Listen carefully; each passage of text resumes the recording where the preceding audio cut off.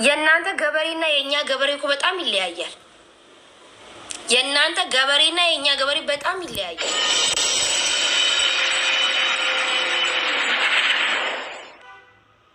የኦሮሞ ገበሬ በመንገድ ስታልፍ ወዴት ነው የምትሄደው? ደግሞ ካል ና ኮቱ ገል ኮቱ በቆት ኮቱ ኛል ኮቱ ዱጊ ይላል እኮ። የእናንተ ገበሬ ደግሞ ትላንትና አየነው እኮ የእናንተን ገበሬ አንገት ቆርጦ ትላልቅ ሰውዬ ሽማግሌው ቆሞ እንደዚህ ነው ጥሩ ሰራችሁ ይላል ቪዲዮ ውስጥ። ታዲያ እኛ ላንጨክን ነው ካሁን በኋላ? እኛ ላንነሳ ነው ታዲያ? ቆርጠን እውነት ኦሮሞ ቆርጦ የማይነሳ ይመስላችኋል? ካሁን በኋላ ኦሮሞ ዝም ብሎ የሚተኛላችሁ ይመስላችኋል? እስቲ አስቡት። ካሁን በኋላ አሁን የተደረገውን ነገር ሳይሆን ካሁን በኋላ ምን እንደሚመጣ አስቡበት። ወይ ከዛው ተጠራርጋችሁ ወደ እስራኤል። ድሮም ከእስራኤል ነው የመጣችሁት። ሲጀመርም የእናንተ መኖሪያ ኢትዮጵያ አልነበረችም፣ እስራኤል ነበረች። ወይ ወደ እስራኤል ትሄዳላችሁ ወይ ወደ መጣችሁበት ፓኪስታኒ ትሄዳላችሁ እንጂ ከአሁን በኋላ ኦሮሞ አይተኛላችሁም። እምነግራችሁ ነገር ከአሁን በኋላ ነገሩ የከፋ ነው። ሰዎች ቲንክ እያደረጋችሁ ሂዱ። ከአሁን በኋላ ነገሩ እየከፋ ነው የሚሄደው እንጂ ማንም ኦሮሞ ከአሁን በኋላ የሚተኛላችሁ ኦሮሞ የለም። ኦሮሞ ተነሳ። ድሮም ይሄ ኦሮሞ እንዳይነሳብን አንገቱን ቆርጠን ነው የምናስተኛው የምትሉት ነገር ኦሮሞ አንገቱ ተቆርጦ እኔ ህዝቤን አውቃለሁ፣ እኔ ወገኔን አውቃለሁ፣ እኔ ህዝቦቼን ጀግኖቼን አውቃለሁ፣ ህዝቤን አውቃለሁ። ህዝቤ ማን እንደሆነ ስለማቅ ህዝቤ አንገቱን ተቆርጦ የሚተኛላችሁ ህዝብ እንዳልሆነ ነው የምነግራችሁ። አይተኛላችሁም ገብቶ ካሁን በኋላ እናንተ ይሄ ህዝብ ላይ ፍራቻን ለመፍጠር ይሄ ህዝብ ቀና ብሎ እንዳይሄድ ጎንበስ ብሎ እንዲኖር ይሄ ህዝብ ተሸማቆ እንዲኖር ይሄ ህዝብ እንዳይራምር ነበረ ይሄን የሰራችሁት እናንተ። ይሄን የሰራችሁት ይሄ ህዝብ ላይ ፍራቻን ለመፍጠር ይሄ ህዝብ እንዳይናገር፣ እንዳይታገል፣ በማንነቱ እንዳይኮራ በቃ ፈርቶ እንዲተኛ ነበር ያደረጋችሁት። አይደለም ግን አይደለም ወገኔ፣ አይደለም እንደዛ አይደለም። እንዲነሳ ነው ያደረጋችሁት።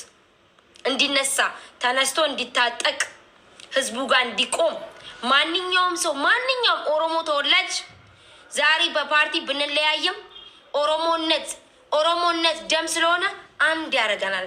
በየምዕራቡ በየምስራቁ ከሁሉም አንድ ሆነ ነው የምንነሳባችሁ።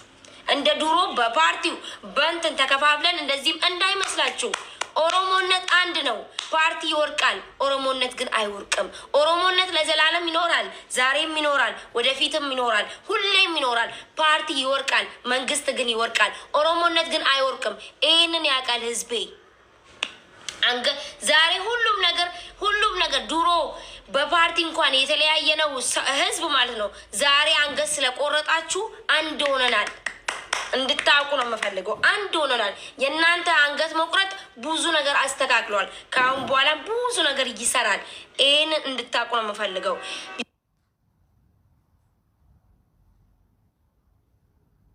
ረሃብ አይቶ ብዙ ነገር አይቶ የቆመ ጀግናችን ነው ጃልመሮ።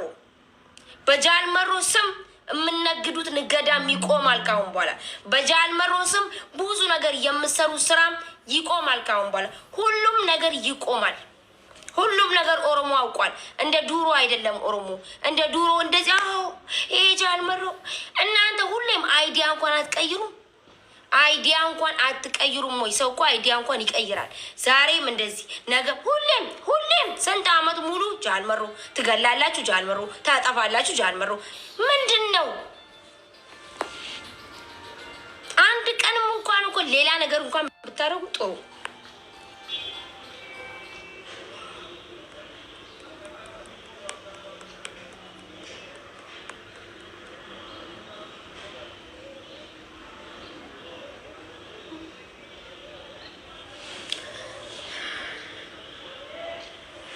ኦኬ ኦሮሞ ኪያ ከነቦዳ ለጋኒስ ገንዳኒስ ወልቆቱ ይንቀም ቶኩማ ጭምስኔ ቶኮታኔ ወልጀለ ዴምኔ ፓርቲ ፌቴ ዴገር ነንዲ ቡሰን ሞርመ ሙራን አራዮ ተኮ ሲንጎዲን ዮሚሌ ተኮንታቶቲ ዮሚሌ ሞርመ ሙራን ተኮን ጎዱ ቀባ ሴና አኖሊ Seenaa calii calanqoo ni barreeffame, ni dubbisne, ni dhageenye malee ijaan hin agarre.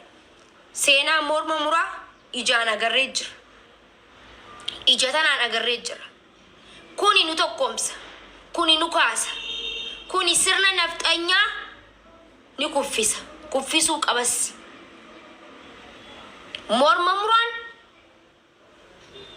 Morma muraan hiddaan sirna nafxanyaa sirna Minilik buqqisuu qaba. Arra ka waliin galle yoo taate waluun galle yoomillee. Walii gallee alaa galla. Walii gallee diina keenya ganda biyya keenya gayyaasna.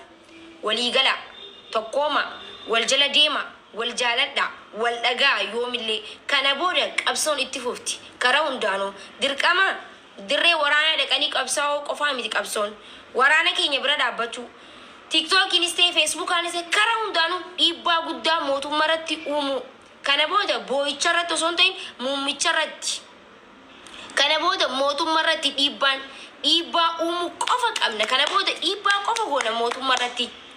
Karaa hundaanuu akka isaan hin dhaabbanne akka biltsiginnaan TikTokis Facebook irra deemtee facaatee uummata keenya if duba deebisuu barbaaddu kanatti nuti dhaabbanne nama nu duraa hiiqa. Nama nu dura dhaabbatu if duraa darbuu danda'u qaba. Qeerroo biyya jirtus haamilee taanee fi bira dhaabbanne jajjabeessine isiniif jirra. Dhanuuf deema dhaabbadha. Hin kufina ka kufees lafaa kaasne ka dhoobatees obaasne ka beelees nyaachisne waliin deemuu qabna. Qeerroo biyyaatis usnee itti ilaaluu qabnu. Qeerroon biyya harka duwwaadha deemaa jirti. Ustaanii fiigaa jiran. Saniifuu uummata harka duwwaa deemu kanas siniif jirraa. Nuti isinii waliin jirraa jechuu danda'uu qabnaan haamilee ta'uu qabnaaf yoo nuti kanaasii haamilee taanuuf ta'e sooshaal miidiyaa gubbatti yoo haamilee taaniif achi haamilee taan yoo asii karaaf nu ta'e achi ni rafan nuti asii dammaquu qabna dammaqa ni dammaqsina karaa feeni kaasna sooshaal miidiyaan dhiibbaa guddaa uuma sooshaal miidiyaa kanarratti ka ajjeefame kan poost godhamu sooshaal miidiyaa kanarratti. Kan wanni hundinuu asirratti waan sooshaal miidiyaa irratti agarree bikka hundarratti wanni godhu jira. Wanna suuraadhaan qabnu hunda suuraan qabna nuti. Wanna viidiyoo qabnu hunda viidiyoon qabna. Isaan viidiyoon hin qaban waan takallee isaan nu jeesan jaanii takkaa viidiyoon fidanii beekan. Andi kan Oromoo gaddalan ስትሉ ሁነት በቪዲዮ መረጃ እስቲ አምጡ። አንድ ቀን እንኳን አምጥታችሁ አታውቁም። አንድ ቀን እንኳን ቪዲዮ እንኳን የላችሁም እናንተ። እኛ ግን ስንት መረጃ አለን። እኛ ግን ስንት ማስረጃ በእጃችን አለ። ሰኒፉ አመ ከነቦደ ቶኩማ አለ ቶኩማ አረስ ቶኩማ ቦሩስ ቶኩማ ኢብድረስ ቶኩማ ወልጀለ ዴሙ ወለገው ቆፋ ነው በርባክሳ አንሳጋሌና ዱኮ ዋንቴ ቤቱ አሰዋን እንደነ ከነጫለ sagaleen kuni na duk bakka waan mana haasawurraa natti dhufe saniifuu galatoomaa ulfaadha walitti deebina naaf jiraadha yoo tiktookiin kuni cufame wanni poost godhu waan hin dandeenye tiktooki kabraatiin walitti deebina amma kanaan poost cufamee jira bikkan poost godhu ni mul'ata tiktookiin kun tiktookiin maqaa kiyyaan heddummaatee jira tiktook kanarra maaliif akka ta'e beeku baadhusi haa ta'u waayee garuu amma tiktookii 1,105.3 kiyya maakii orroo 36 amma dhaqaatii fooloo godha achirraani kana booda laayifis ta'e laayifii asiin seena rakkoo miti laayifiin cufanne viidiyooleen yaada gabaabaa hojjadhee poost godhu maakii orroo 30 kan jiru kanaan arkannaa jechuu asiin arkachuu hin dandeenyu kana booda kanaan arkanna waan ta'eefi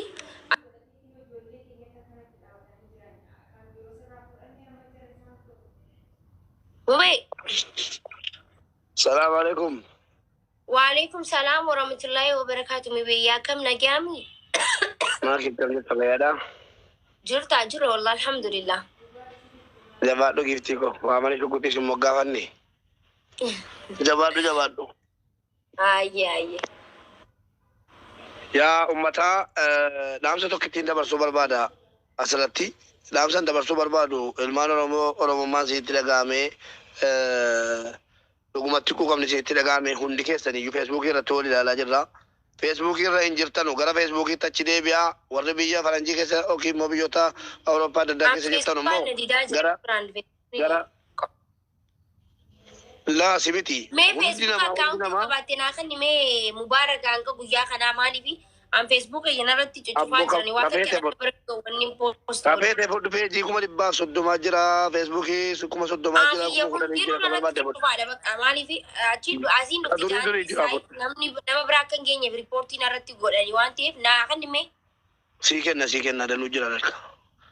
Kanaaf uummanni keenya akka jirtanuun gara Facebookitti deebi'aa TikTok irratti wanti haasa'amu warra akka makii kuni asirratti yaa wal yaadachiisuun gaariidha. Haa ta'u malee wanna asirratti haasa'amu seebiin ta'u akkuma makiinni yoo danda'ame akkuma makiinni deegaa 3 deegaa 2 dubbattee ergaa 2 dhaamaa jirtu akkuma sana dhaamaati gara Facebookiitiif gara maal maqaan isaa Tiwutarii wanti ingiliffaan kun maqaan isaa yinaan galu gara Tiwutariitti achi deebi'aa warri biyya adii keessa jirtanu gara biyya gara Tiwutariitti achi nu deema Facebookiitti achi deebi'aa uummanni Facebookii irratti waa inni godhaa jiru dhaqaatii ija keessan ilaala gara Facebookiitti achi deebi'aa gara TikTokii keessa akkuma yaani bakka namoonni tokko makiinis yoo dubbatte namoonni tokko dubbatanis womaan jedhu ammas immoo makiini wanni si seef gootee jirtu viidiyoon si xaqlallaan sirba yookiin dalagaa miti waanuma ergaa uummata Oromooti ta'udha. Kanaaf wanni seef godhee lafa nuu kaa'uu danda'u.